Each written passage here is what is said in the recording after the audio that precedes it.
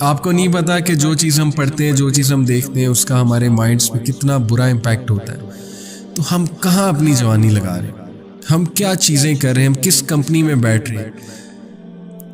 Imagine करें कि क़यामत वाले दिन, और ये एक और हदीस मैं आपको बता दूं, 4 सवाल किए जाएंगे। नबी अकरम सल्लल्लाहु अलैहि वसल्लम ने कहा, ला तज़ूलु क़दम अब्दिन यौमल क़ियामती हत्ता युसअला अन अर्बई।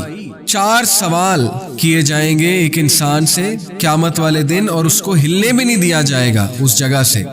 नंबर 1, अन उमरिही फीमा अफनाहु, तुमने अपनी उम्र को कैसे स्पेंड किया। और अगला सवाल, व अन शबाबिही फीमा अबलाहु, तुमने नौजवानी में, तुमने जब तुम जवान थे, तुमने क्या किया है। What were your commitments, what were your activities, क्या कर रहे थे तुम जवानी में। इस हदीस में कहाँ ये लिखा है कि नहीं बुढ़ापे में आके इबादत शुरू कर दी थी तो जवानी का सवाल नहीं होगा। ये कहाँ है। 4 चीजें पूछी जाएंगी जवानी का, खास तौर पे इस हदीस में मेंशन है कि हाँ भाई बताओ जवानी में तुमने क्या किया था। सोचे हमारा रिकॉर्ड खुले क़यामत वाले दिन, और ये इस पॉइंट से रिलेटेड अल्लाह के नबी सल्लल्लाहु अलैहि वसल्लम ने कहा ना, take advantage of your free time before your work. Imagine करें हमारा अमाल नामा खोला जाता है, हमें दिखाया जाता है, उसमें लिस्ट बनी हुई है। लिस्ट में पहला पॉइंट है the place that is most visited by this person. इसकी जिंदगी में वो प्लेस जो इसने सबसे ज्यादा विजिट किया है। इमेजिन लिखा आ रहा है emporium mall, Centaurus mall. The place most visited by this person, emporium mall, Centaurus mall. मैं ये नहीं कह रहा कि जा ही नहीं सकते, जाहिर है कि नबी अकरम सल्लल्लाहु अलैहि वसल्लम की हदीस इस पे बहुत वाज़ेह है, the worst of places are markets and the best of places are malls. अब आप खुद ही इसको इंटरप्रेट कर लें जैसे आपने करना। What will you say to Allah.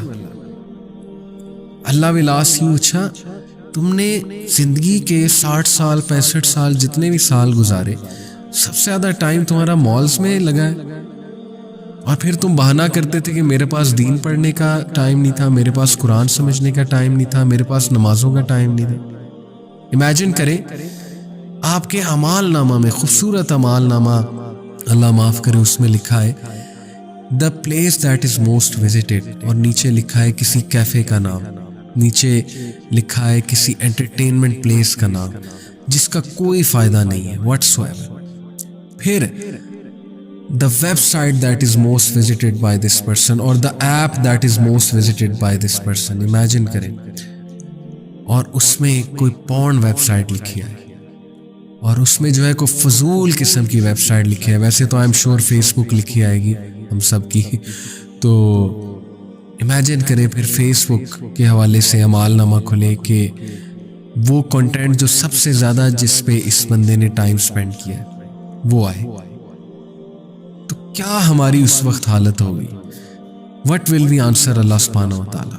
Imagine करें, पहली जो बात हमारे नबी सल्लल्लाहु अलैहि वसल्लम ने की, शबाब का, नौजवानी, अपनी जवानी का फ़ायदा उठा लो नौजवानों, इससे पहले कि तुम्हें ओल्ड एज आए, तुम्हें बुढ़ापा आए।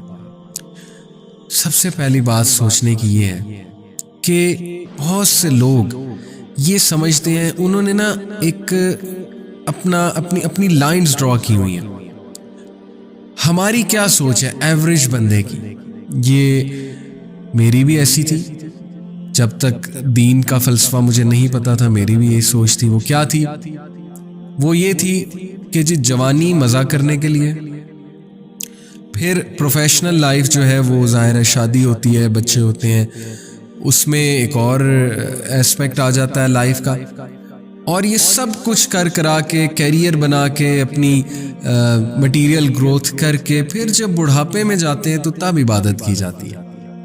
और ये कॉन्सेप्ट बाकायदा हमारी सोसाइटी में इस वक्त इतना इस हद तक राइज है कि 95% लोग इस फलसफे पे ज़िंदगी गुजार रहे हैं कि क्या जवानी मज़े के लिए, जो मर्जी करो, कौन सा मर जाना है, कौन सा कोई मौत आ जाएगी, बाद में रिपेंट कर लेंगे, बाद में देखी जाएगी, इबादत का टाइम बुढ़ापा है। और फिर कैरियर फोकस्ड हो जाते हैं सारे लोग, career, how to make more money, how to do savings and stuff. ठीक है, इसको मैं गलत नहीं कह रहा, लेकिन मकसद ही ये बन जाता है ना। और अगेन वही बात कि बुढ़ापे में जाके फिर जब काम ही कोई करने को नहीं है, जब रिटायरमेंट होगी, तब तफसीर भी पढ़ते हैं हम, कुरान भी पढ़ते हैं। तब जब हम तफसीर पढ़ते हैं और कुरान पढ़ते हैं तो हमें रियलाइज़ होता है कि यार अब मैं क्या करूं, मैंने क्या पढ़ लिया है। क्योंकि Quran is a revolutionary book. Quran आपके अंदर रेवोल्यूशन जगाता है।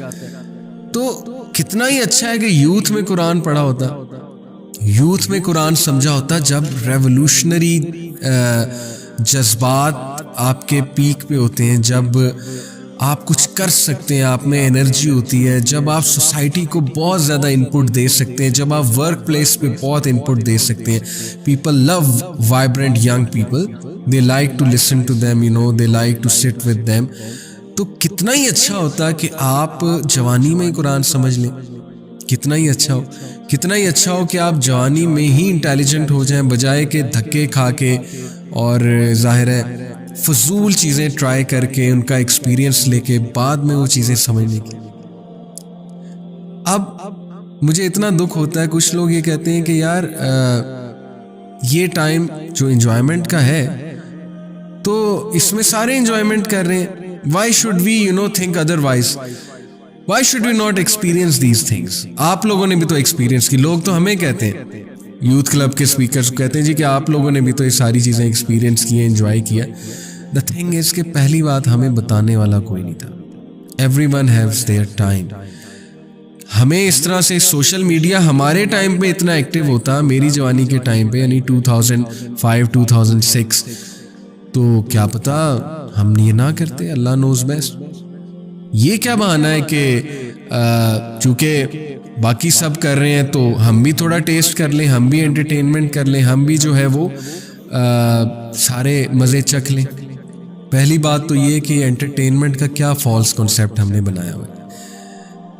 मेरे दौर तक ये सोच पाई जाती थी, हम सब में थी अल्हम्दुलिल्लाह। हम जो 90s के बॉर्न हैं, और जाहिर है कि जिन्होंने 90s का दौर देखा है, हमारे दौर में सोच पाई जाती थी कि एंटरटेनमेंट तब की जाती है रिलैक्स होने के लिए जब इंसान ने कुछ अचीव किया हो। यानी आपने होमवर्क कर लिया, आपने टास्क कर लिया है, आपने जिम्मेदारी निभा दी है, चलो अब थोड़ी एंटरटेनमेंट कर लेते हैं रिलैक्स होने के लिए, अम्यूज होने के लिए। आज की जनरेशन का कॉन्सेप्ट ही एंटरटेनमेंट से शुरू होता है, एंटरटेनमेंट पे ख़त्म होता है। वो एंटरटेनमेंट को ही अपनी ज़िंदगी का सबसे बड़ा मकसद समझते हैं कि हम करने ही एंटरटेनमेंट आए।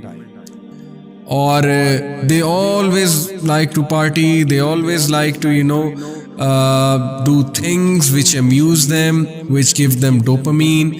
They are absolutely non-serious about life, about what's going on around them, about what's their input, about what they should be doing and stuff like that. और उसका नतीजा जवानी में जब ये जो सो कॉल्ड मज़े जो आप बहाने करते ना कि हम मज़े चख लें, हम जो है वो जवानी में ज़रा एंटरटेनमेंट करके देख लें, एक्सपीरियंस करके देख लें सारी चीज़ें, तो उनको ये नहीं पता कि बाद में क्या क्या कॉम्प्लिकेशंस और क्या क्या एडिक्शंस जन्म लेती हैं। बाद में आपको लेटर लाइफ में जाके वो चीज़ें कितना तंग करती हैं।